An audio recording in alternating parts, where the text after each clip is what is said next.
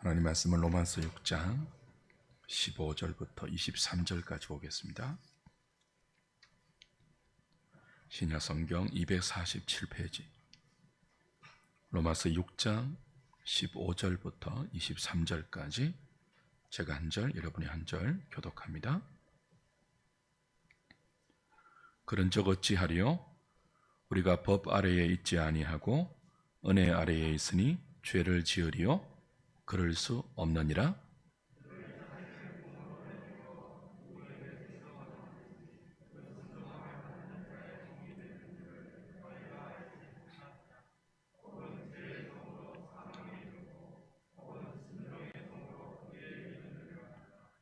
하나님께 감사하리로다. 너희가 본래 죄의 종이더니 너희에게 전하여 준 바 교훈의 본을 마음으로 순종하여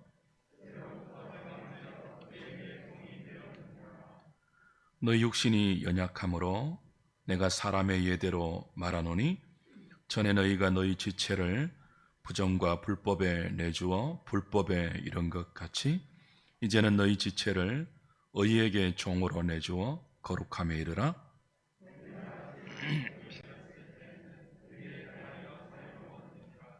너희가 그때에 무슨 열매를 얻었느냐? 이제는 너희가 그 일을 부끄러워하나니 이는 그 마지막이 사망임이라. 그러나 이제는 너희가 죄로부터 해방되고 하나님께 종이 되어 거룩함에 이르는 열매를 맺었으니 그 마지막은 영생이라. 죄의 삭선 사망이요 하나님의 은사는 그리스도 예수 우리 주 안에 있는 영생이니라. 아멘.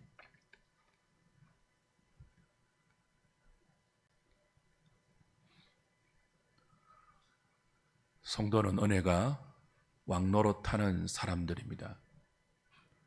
은혜가 왕노릇해서 죄와 불의 속에서 의와 생명으로 이끌림을 받아 구원을 받고 구원을 이루어 가고 있고 구원의 완성을 향하여 나아가고 있습니다. 이렇게 하나님의 은혜가 이끌어가는 성도의 구원을 성경대로 설명하면 꼭 이런 반론이 등장합니다. 하나님의 은혜는 죄를 방조하느냐? 하나님의 은혜는 불법을 묵인하거나 불법을 조장하느냐? 그런 반론이 돌아오죠. 이런 반론이 반드시 생길 만큼 은혜의 왕노릇이란 개념은 권선징악, 사필귀정, 그리고 인과 응보와 같은 개념에 익숙해 있는 우리에게는 아주 낯선 개념입니다. 은혜가 왕노릇한다. 그 은혜의 왕노릇으로 죄인의 구원이 이루어진다. 이런 성경의 설명이 우리에게는 굉장히 낯설어요. 로마서 6장은 은혜가 왕노릇한다는 상세한 설명인 동시에 여기에 대한 두 가지 반론, 은혜가 죄를 조장하느냐, 은혜가 법을 무시하고 불법을 방조하느냐, 이런 반론에 대한 사도의 답변입니다. 지금까지 우리가 보았던 1절부터 14절까지는 은혜가 죄를 방조하느냐라는 질문에 대한 답이었고요. 오늘 우리가 함께 읽은 15절부터 23절은 은혜가 불법을 묵인하거나 불법을 조장하는 것이 아니냐 하는 공격에 대한 답변이에요. 사도의 답은 둘 다 그렇지 않다. 그럴 수 없다입니다. 6장 2절도 그럴 수 없느니라 였죠. 오늘 6장 15절도 똑같이 후반부에 그럴 수 없느니라 라고 답을 합니다. 은혜는 죄를 방조하지 않습니다. 오히려 은혜는 죄에 대해서 죽게 합니다. 은혜는 하나님에 대해서 살게 합니다. 어찌 은혜가 죄를 방조할 수 있겠습니까? 동시에 은혜는 불법을 묵인하지 않습니다. 은혜는 불법을 조장하지도 않습니다. 15절을 다시 보십시오. 그런즉 어찌하리요? 우리가 법 아래에 있지 아니하고, 이런 표현 때문에 은혜가 법을 무시하거나 불법을 묵인하거나 불법을 조장한다는 오해를 받는데요. 그렇지 않습니다. 그런즉 어찌하리요? 우리가 법 아래에 있지 아니하고 은혜 아래에 있으니 죄를 지으리요? 그럴 수 없다가 답이에요. 사람들은 은혜의 왕노릇, 우리가 은혜 아래에 있다 이런 말을 하면요, 자꾸 은혜가 법을 무력화시키거나 법을 무시한다고 생각합니다. 사도의 답변이 뭐라고요? 그렇지 않다는 거예요. 은혜 아래에 있으면 법을 어겨도 죄가 되지 않습니까? 법을 어겨도 은혜 아래에 있으면 벌을 받지 않습니까? 그렇지 않습니다. 은혜 아래에 있어도 법을 어기면 벌을 받아요. 은혜 아래에 있어도 죄를 지으면 죄가 되어요. 아니, 오히려 은혜 아래에 있기 때문에, 은혜가 우리의 삶의 왕노릇하기 때문에 은혜 아래에 있으면서도 법을 어기면 더한 불법이 됩니다. 은혜 아래에 있는데도 죄를 지으면 그 죄의 깊이가 더해져요. 죄가 더 드러나요. 그 죄가 더 가중되죠. 은혜 아래에 있는데도 죄를 지으니까요. 성도가 법 아래에 있지 않고 은혜 아래에 있다 하는 이 말은 하나님의 은혜가 법의 체계, 법의 원리, 법의 작동, 그 법의 시스템을 뛰어넘어서 우리에게 적용된다는 뜻이지, 은혜가 법을 무시하거나 법을 무력화시키거나 불법을 조장하거나 은혜가 우리의 죄를 무마해 준다는 뜻은 아닙니다. 법은 잘하면 상을 줍니다. 법은 어기면 벌을 줍니다. 그게 법의 방식이에요. 그게 법이 가지는 시스템입니다. 지키면 상, 어기면 벌. 그 시스템으로 우리의 삶을 통제하고 우리의 삶에 영향을 미치는 것이 룰, 법입니다. 하나님께서 이 역사를 주관하시고 인생을 통치하실 때 이 법의 방식과 체계는 죄를 억제하고 선을 장려하는 매우 중요한 원리로 작동됩니다. 세상의 모든 나라에 법이 없는 나라 있습니까? 없습니다. 조그마한 단체만 구성되어도 그 단체에 정관이 있지 않습니까? 규약이 있지 않습니까? 우리의 공동체는, 우리의 모임은, 우리의 단체는 이런 원리 아래에서 이루어진다는 그 단체만의 규약이 있잖아요. 그 어기면 그 단체에서 탈퇴해야 되죠. 모든 나라는 법이 있어요. 이 나라의 국민으로 살아갈 때는 적어도 이 법을 지켜야 하고 어기면 벌을 받는다는 그 법의 시스템이 모든 나라의 국민을 통제한다고요. 이 강제적인 시스템이 돌아가야 최소한의 사회 질서가 유지됩니다. 사람들이 왜 법을 지킬까요? 법이 좋았습니까? 대부분은 그렇지 않습니다. 법을 어기면 벌을 받기 때문에요. 벌 받지 않으려고 법을 지켜요. 그렇죠? 그래서 이 강제적인 법의 시스템을 작동해서 모든 사회는, 모든 나라는 최소한의 질서를 유지하는 겁니다. 아니, 유지하려고 하는 겁니다. 하나님께서 이스라엘을 하나님의 나라로 만드셨죠. 그리고 그들을 하나님 백성으로 살게 하실 때 강제는 아니지만 이 법의 원리, 이 법의 시스템을 그대로 적용하셨습니다. 지키면 복을 받는다 하셨죠. 불순종하면 저주받는다, 벌 받는다 하셨잖아요. 이 법의 원리를 그대로 적용하셨거든요. 이 법의 시스템 속에서 너희가 하나님 백성됨을 드러내라 그러셨잖아요.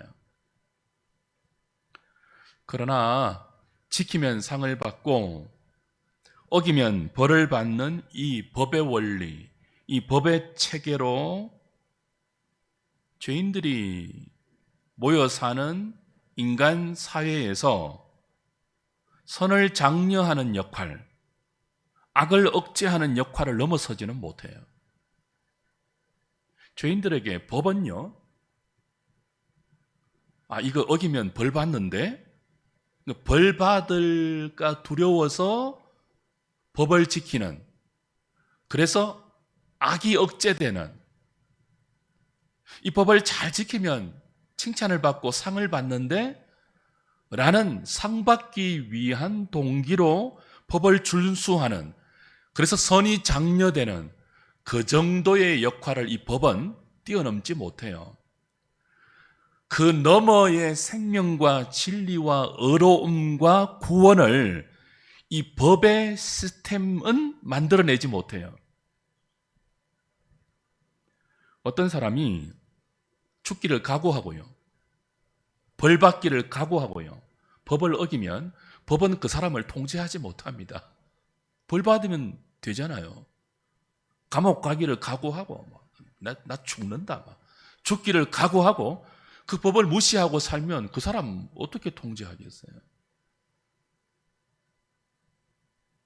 이 법의 원리론은요, 하나님 앞에서 하나님이 기뻐하시는 의, 바른 것, 진리, 선함, 아름다움 결코 만들어내지 못합니다.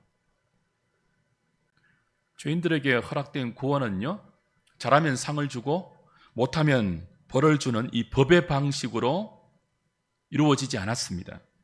죄인의 구원은 지키면 복 줄게, 어기면 벌 받는다 라는 이 법의 작동으로 우리에게 주어지지 않았습니다. 죄인들의 구원은 하나님의 용서, 법을 뛰어넘는 하나님의 사랑이 작동되어서 우리에게 주어진 선물이에요. 이를 사도는 우리가 법 아래에 있지 않다, 우리가 법 아래에 있지 않고 은혜 아래에 있다, 그렇게 설명하는 거죠. 다시 말씀드립니다. 은혜가 왕노릇한다는 성경의 설명은 은혜가 우리의 삶의 모든 잘못과 죄를 다 뒤치다꺼리해서 해결해 준다는 의미가 아닙니다. 그렇게 생각을 많이 하잖아요. 은혜는 우리가 지은 죄에 대한 하나님의 끝없는 뒤치다꺼리가 아닙니다. 야, 너희들 죄 지어도 돼, 내가 다 처리해 줄게, 내 아들의 피로 용서해 주고 다 무마해 주고 다 처리해 줄게, 그런 뒤치다꺼리가 아니라고요. 은혜는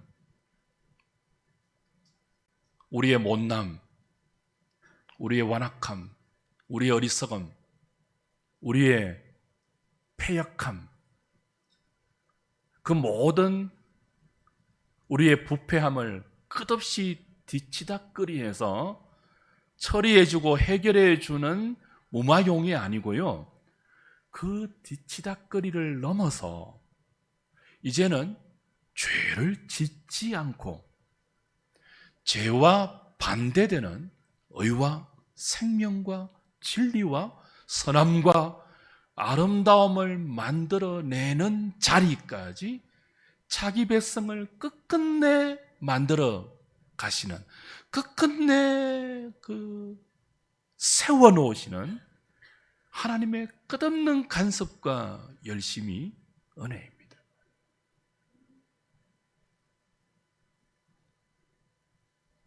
그래서 은혜는 무시무시한 겁니다. 여러분의 죄를 뒤치다꺼리해서 방조해 주는 것이 아니고요, 죄 짓는 우리를 고쳐내는 것이기 때문에, 우리가 막 안 고쳐지려고 몸부림을 쳐도요, 고쳐내고야만은 하나님의 열심이 은혜이기 때문에, 은혜 아래 있다는 말은요, 무시무시한 거라고요.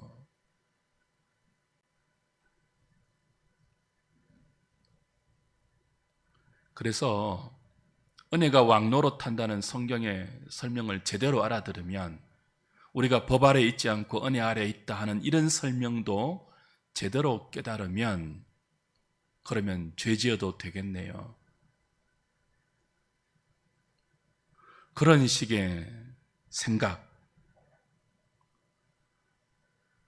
법을 뛰어넘어서 용서와 사랑을 동원해서라도까지 우리를 새로운 피조물로 만들어 내시고, 그 새로운 피조물답게, 성도답게 이끌어 가시는 하나님의 다함없는 사랑과 열심을 깨닫지 못하는 자의 어리석은 궤변일 뿐이죠. 교회 나와서 우리 지금 은혜의 왕노릇을 4주째 하고 있잖아요. 아니, 4주만 듣겠습니까? 4주만 배우겠습니까? 매주 은혜를 배우잖아요. 그래도 모르죠, 여러분. 그래서 자꾸 사도도 6장 전체를 할애해서 똑같은 말처럼 보이는 이 설명을 계속 다른 표현으로, 다른 개념으로 풀어서 우리에게 가르치는 거예요. 은혜가 죄를 방조하지 않는다.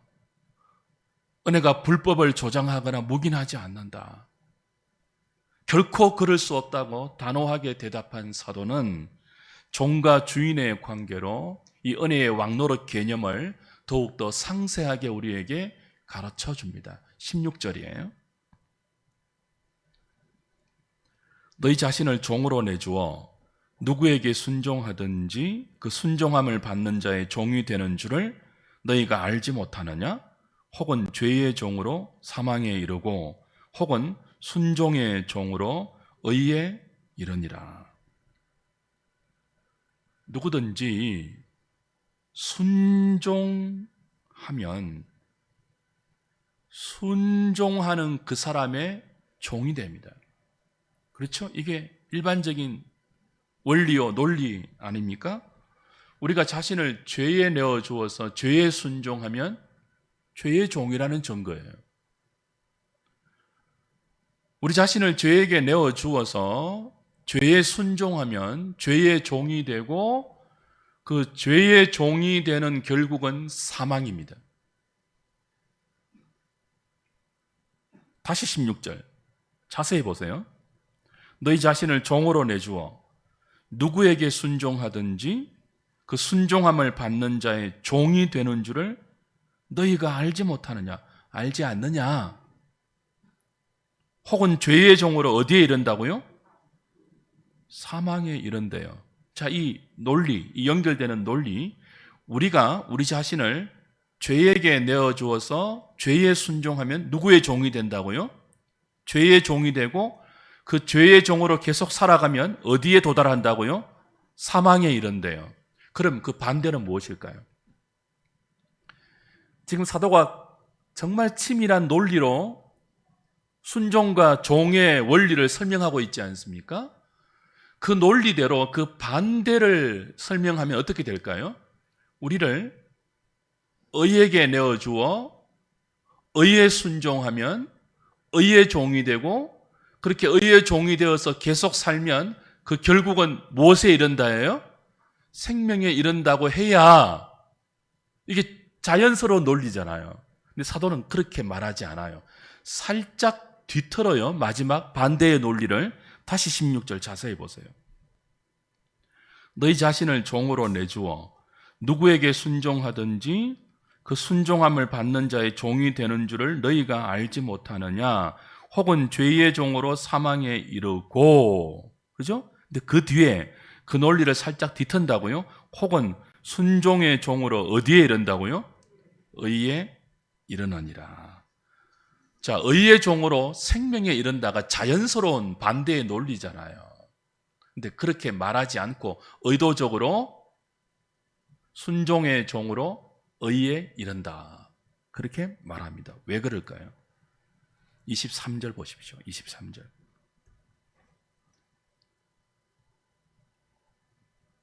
같이 읽을까요? 시작. 죄의 삭은 사망이요 하나님의 은사는 그리스도 예수 우리 주 안에 있는 영생이니라. 죄의 삭이 뭡니까? 사망이에요. 그러니까 사망은 죄의 결과예요. 그렇죠? 그런데 그 반대인 생명은 무엇의 결과예요? 논리적으로는 의의 결과 아닙니까? 근데 그렇게 말하지 않습니다. 하나님의 은사다 그렇게 말해요. 이 대조를 유념하세요. 자, 우리가 왜 죽는다고요? 죄의 결과로 죽어요. 죄의 삭스로 죽어요. 근데 정반대인 사망의 반대인 생명은 의로워서 얻는 게 아니에요. 이해되십니까? 왜 이 대조를 강조하는지, 왜 이 대조가 이 소단락의 결론으로 주어지는지 다시 말씀드릴게요. 왜 죽어요? 죄의 결과로 죽어요. 왜 생명을 얻어요? 왜 구원을 얻어요? 의의 결과가 아니에요. 우리 순종의 결과가 아니에요. 하나님의 은사다 그렇게 말해요. 은사는 기프트, 선물이에요. 아직도 이해가 안 되십니까? 여기 우리 김정호 집사님이 논리 강사거든요. 와서 좀 배우세요.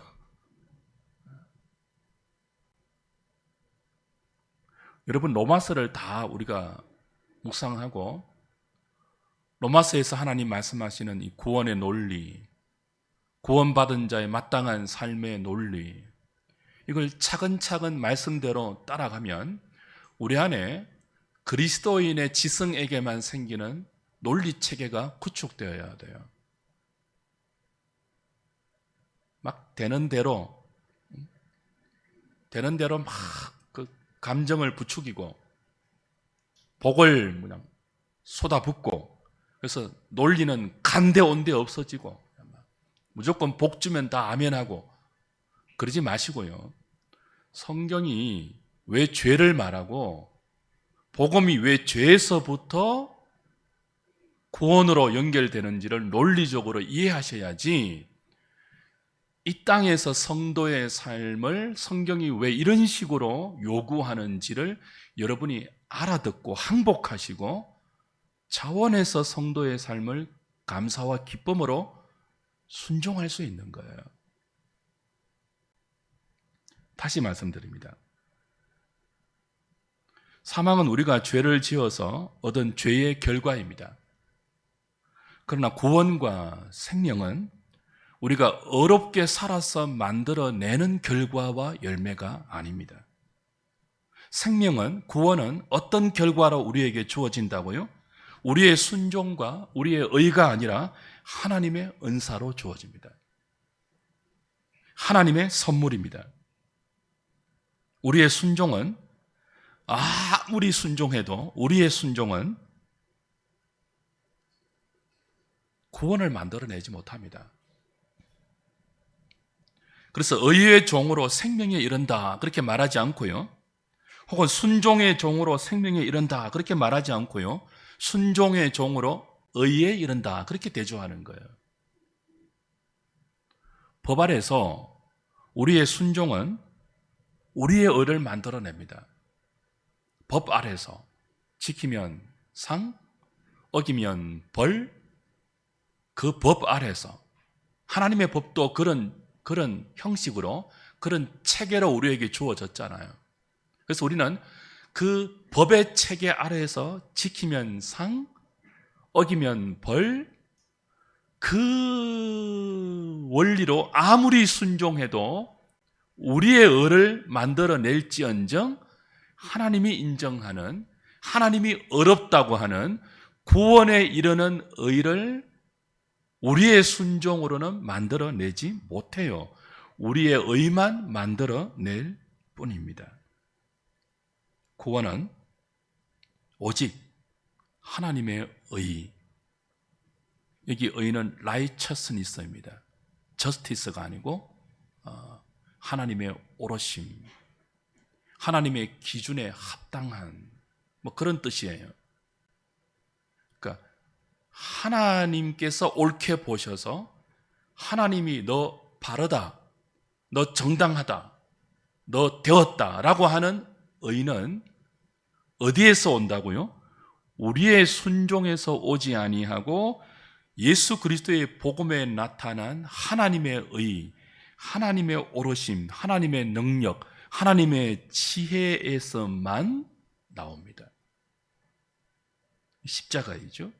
구원과 생명은 법이 만들어내지 못하고 전적인 하나님의 은사, 십자가의 선물로 구원이라는 열매가 되어 우리에게 주어지는 것입니다. 그러면 하나님의 은사로 우리에게 주어지는 이 영생이 어떤 구체적인 과정을 거쳐서 우리에게 선물로 주어질까요? 17절, 18절이죠. 하나님께 감사하리로다. 너희가 본래 죄의 종이더니 너희에게 전하여 준 바 교훈의 본을 마음으로 순종하여 죄로부터 해방되어 의에게 종이 되었느니라. 죄의 종된 우리를 의의 종되게 해서 구원하세요. 하나님의 은사로 우리에게 주어지는 이 구원과 생명은 죄의 종된 우리를 해방시켜서 의의 종이 되게 하는 방식으로 우리에게 주어집니다. 죄의 종이 어떻게 의의 종이 될까요? 그냥 됩니까? 은혜를 확 주면 그냥 죄의 종이 의의 종이 됩니까? 한국에 유명한 어떤 목사님이 일본 교회에 설교 초청을 받았습니다. 그래서 일본 교회에 가서 설교를 하는데 말씀을 전하기 전에 특별 찬송하는 순서가 있었어요. 근데 이 특송을 지켜보는 목사님이 너무 놀랐습니다. 세 분의 남자가 나와서 특송을 하는데 머리는 깍두기 머리, 덩치는 이만하고 세 사람 다, 그리고 반팔 이 라운드 티셔츠에 온갖 문신이 막 뒤덮고 입었대요. 누가 봐도 뭐라고요? 조폭이잖아요. 그런데 너무 그들이 부르는 찬송이 아름답더래요. 노래가 너무 아름다운 거예요. 그래서 눈을 감으면 한없는 은혜가 되고 눈을 뜨면 시험에 드는 거예요. 감으면 은혜, 뜨면 시험. 그 기기묘묘한 찬송이 끝나자 이 세 사람의 남자 중에 한 사람이 간증을 하더래요. 그가 입을 열어서 말합니다. 우리 세 사람은 똑같은 세 가지의 공통점이 있습니다. 하나는 여러분이 보아서 알다시피 우리는 세 사람 다 야쿠자입니다.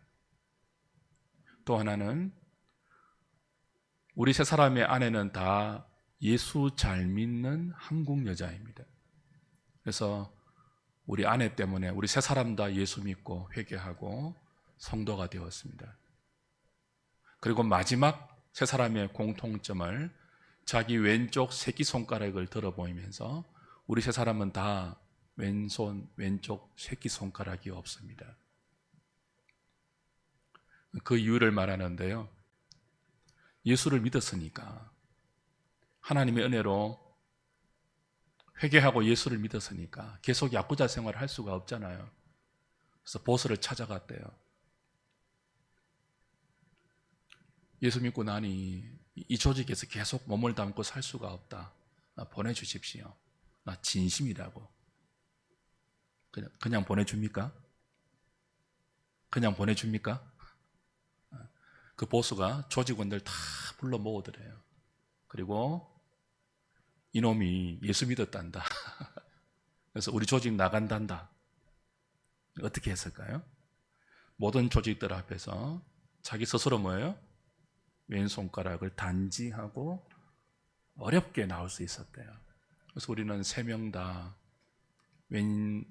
왼쪽 새끼손가락이 없습니다. 예수 믿은 흔적입니다. 그렇게 간증하더래요. 야쿠자에서 나오려면 그냥 나오지 못합니다. 값을 치러야 합니다. 손가락 잘라야 합니다. 하물며 죄의 종된 사람이 그 죄에게 종으로 소속되어 있는 그 상태에서 나오려고 하면 너 참 잘했다, 잘 가라라고 그냥 보내줄까요? 죄의 주인이 지금까지 자기 말 잘 듣고 죄의 종으로, 죄의 노예로 살아온 그 사람을 너 대단한 결심했다, 새롭게 한번 잘 살아봐라 하고 그냥 보내줄까요? 축복하면서 절대로 그냥 내보내주지 않습니다. 죄가 요구하는 값을 치러야 합니다. 죄에서 나오려면요, 새끼손가락 정도 잘라서 안 됩니다. 죄의 값이 뭐예요? 사망이에요. 죽어야 죄에서 나올 수 있습니다. 죽어야 죄의 종된 상태에서 해방될 수 있습니다. 하나님이 정하신 법이에요. 우리가 어떻게 죄의 종에서 해방될 수 있었죠? 우리가 죽었습니까? 여러분이 죽었습니까? 죽은 적 없잖아요. 근데 어떻게 죄의 종에서 해방되었습니까? 나 대신 하나님의 아들 예수 그리스도가 죽었어야죠. 법을 지켰습니다. 하나님이 정하신 법이잖아요. 죄의 삭은 사망이니라. 그런데 이 법의 원리를 뛰어넘었잖아요.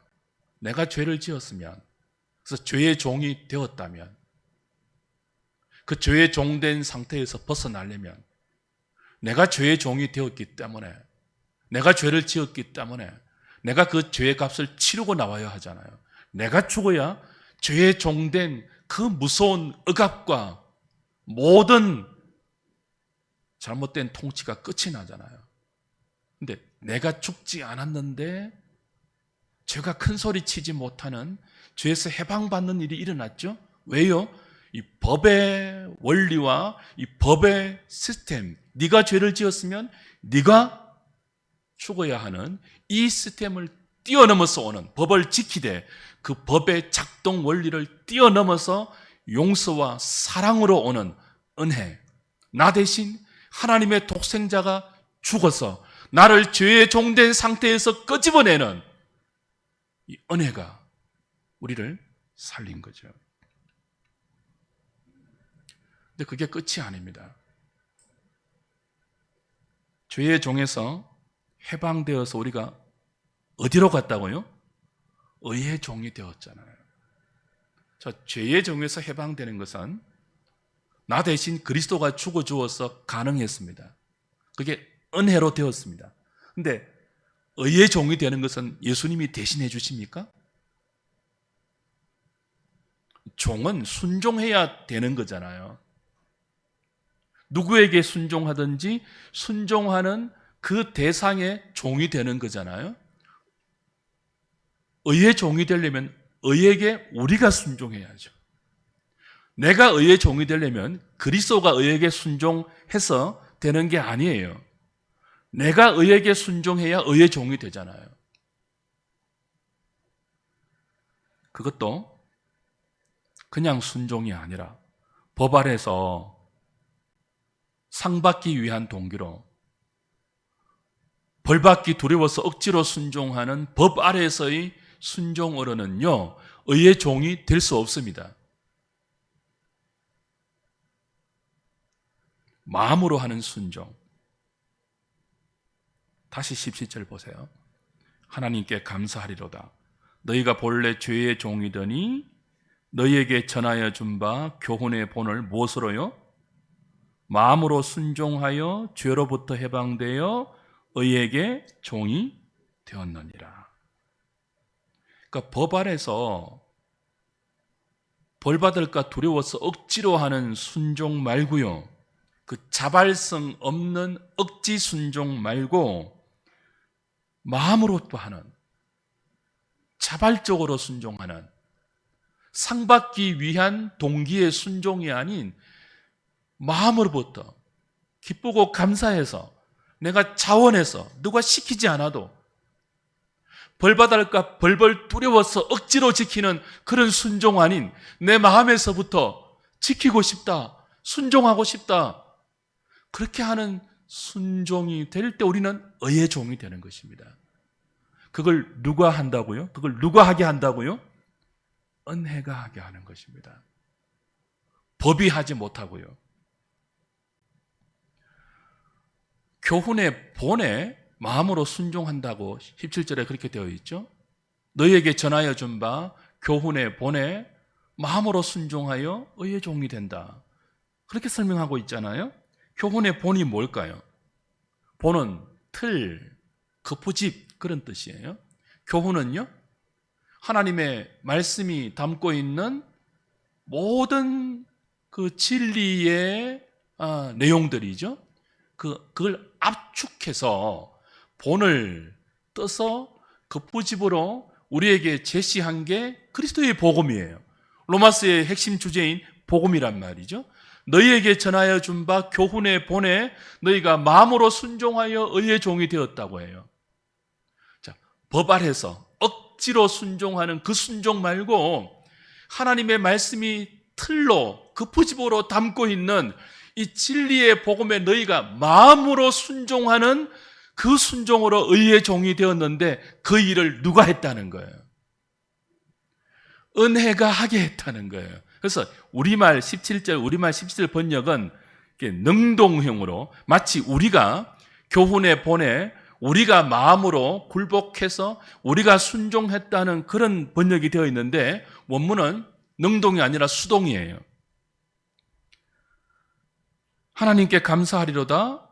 너희가 본래 죄의 종이더니 너희에게 전하여 준 바 교훈의 본을 받아서, 아니 좀 더 정확하게 말하면 하나님께서 너희를 하나님의 말씀의 교훈의 거푸집의 틀에 담아서 너희가 마음으로부터 순종하게 만들었다. 그런 뜻이에요. 원문의 뉘앙스가. 수동이에요, 수동. 그러니까 뭘 강조하는 거예요? 법이 하지 않고 그 법 아래서 우리가 억지로 순종한 그런 억지 순종으로 의의 종이 된 것이 아니라 성령께서 말씀의 본에 이 말씀의 거푸집인 복음의 진리의 틀에 너희를 그냥 이렇게 끄집어 넣어서 담아서 너희가 마음으로부터 이 교훈의 본에 순종하도록 만들었다는 거예요. 누가요? 성령께서 어떻게 은혜가 왕노릇하게 해서. 그래서 감사하리로다예요. 그런 방식으로 은혜가 왕노릇하여 하나님께서 너희들을 복음의 틀, 말씀의 거푸집, 교훈의 본에 너희들을 집어넣어서 너희가 마음으로부터 하나님의 이 가르침에 순종할 수밖에 없도록 은혜가 왕노릇하여 너희들을 뭐 했다는 거예요? 의의 종이 되게 했다는 거예요. 그래서 죄의 종에서 해방될 뿐 아니라 의의 종된 자리로 옮겨왔으니 감사하리로다예요.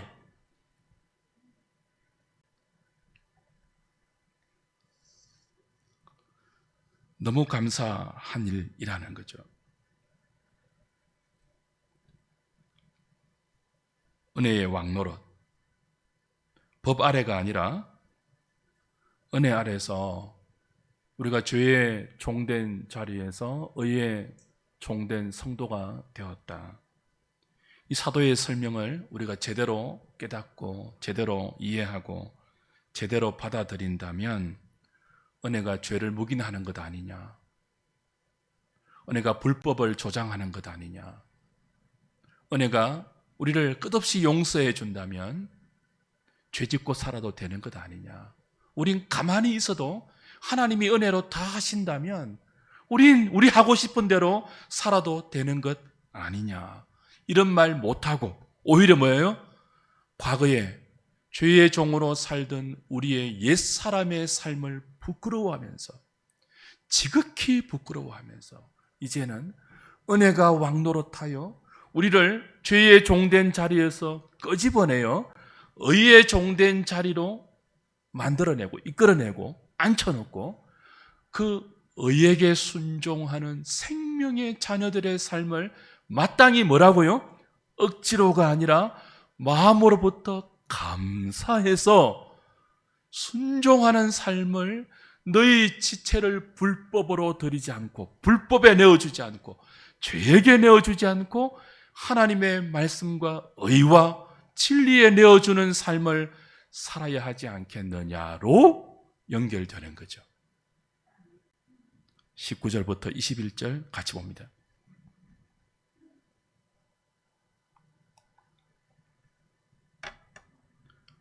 너희 육신이 연약함으로 내가 사람의 예대로 말하노니 전에 너희가 너희 지체를 부정과 불법에 내주어 불법에 이른 것 같이 이제는 너희 지체를 의에게 종으로 내주어 거룩함에 이르라. 너희가 죄의 종이 되었을 때는 의에 대하여 자유로웠느니라. 너희가 그때 무슨 열매를 얻었느냐? 이제는 너희가 그 일을 부끄러워하나니 이는 그 마지막이 사망입니다. 그러나 이제는 너희가 죄로부터 해방되고 하나님께 종이 되어 거룩함에 이르는 열매를 맺었으니 그 마지막은 영생이라. 죄의 삭선 사망이요 하나님의 은사는 그리스도 예수 우리 주 안에 있는 영생이니라. 아멘이죠. 실로 아멘이죠. 우리가 죄의 종이던 때는 하나님의 말씀과 하나님의 뜻에 마음으로 순종할 수 없었지 않습니까? 그런데 은혜가 우리에게 왕노릇해서 이제 어떤 사람이 되었습니까? 마음으로부터 이 말씀과 교훈의 틀에 순종할 수 있는 존재가 되었잖아요. 은혜가 왕노릇해서 은혜가 우리의 마음을 바꾸고 그 바뀌어진 마음으로 억지로가 아닌 하나님의 말씀과 진리의 복음에 순종할 수 있게 되었습니다. 주 안에 사랑하는 여러분, 여러분이 그런 존재입니다. 여러분이 그런 인생으로 허락받아서 남은 생애를 그렇게 은혜가 왕처럼 여러분을 인도하고 이끌어가는 복된 사람이 되었습니다. 근데 하나 기억해야 될 게 있어요. 우리가 과거에 죄의 종이었을 때 죄의 종다운 면모가 잘 나타났잖아요. 어디 가서 훈련하고 수련회하고 어디 가서 합숙으로 연마하지 않아도 죄의 종이었을 때는요, 죄의 종 같은 모습이 너무나 자연스럽게 나왔잖아요. 근데 이제 우리가 어떤 사람 되었다고요? 은혜가 왕노릇해서 의의 종이 되었는데 여러분, 의에게 순종하는 모습이 여러분의 자연스러운 삶이 되어 있습니까? 아니죠, 그죠? 아직 어색하고 아직 낯설 때 많죠. 왜 그럴까요? 그만큼 우리 안에 남아있는 죄의 잔재가 뿌리 깊기 때문입니다. 만약 이런 우리 죄의 잔재가 아직 뿌리 깊어서 의의 종이 되었음에도 불구하고 은혜로 말미암아 은혜가 왕처럼 우리를 통치해서 의의 종이 되었음에도 불구하고 의에 순종하는 것이 여전히 낯선, 여전히 죄의 습성이 더 익숙한 본성처럼 여겨지는 저와 여러분들에게 하나님께서 은혜로 하지 않고 은혜 아래에서 우리를 통치하지 않고 법으로 하셨다면요, 우리 손가락 남아있지 않습니다. 우리 발가락 남아있지 않습니다. 우리 간 남아있지 않습니다. 우리 머리카락, 우리 눈알, 온 사지백체 다 잘라도 법 아래에 있으면 절대로 마음으로부터 의에 순종하지 못합니다. 그래서 어떻게 하십니까? 은혜 아래 두게 하십니다. 우리의 연약함보다 더 큰 하나님의 은혜가 우리를 왕노릇해서 우리도 포기하고 싶은, 우리도 이제 그만하고 싶어요. 그럴 때조차 안 돼. 절대로 그만할 수 없어. 끝끝내 우리의 마음을 자발적으로 의에 순종시켜 의의 종이 되게 하시고, 그래서 이제는 죄가 기쁘지 않게 하시고, 죄를 지을 때마다 그 죄가 어색하게 하시고, 더 나아가 죄를 지을 때마다 마음에 통분이 일어나게 하시고, 눈물을 흘리게 하시고, 가슴을 쥐어짜게 하시고, 하나님, 다음에는 승리하고 싶습니다. 기도하게 만드시고, 승리하면 너무나 큰 감격과 기쁨을 가지고 찬송하게 만드시면서 우리를 은혜 아래에 두게 하십니다. 그게 여러분입니다. 여러분이 지금 살고 있는 여러분의 오늘입니다. 그러니 죄의 습성에 우리를 내버려 두지 않고 법 아래서 그 법이 작동하는 시스템 아래 그냥 우리를 홀로 버려두지 않고 은혜로 이끌어내어서 끝까지 은혜로 우리를 간섭하시는 그 하나님의 열심과 사랑을 기억하시고, 이제 남은 시간, 남은 생애는 우리의 생각과 우리의 지체를 죄에게 종으로 내어주지 않고 의에게 종으로 내어주는 저와 여러분, 우리 모든 하누리 식구들 되시기를 주님의 이름으로 축복합니다.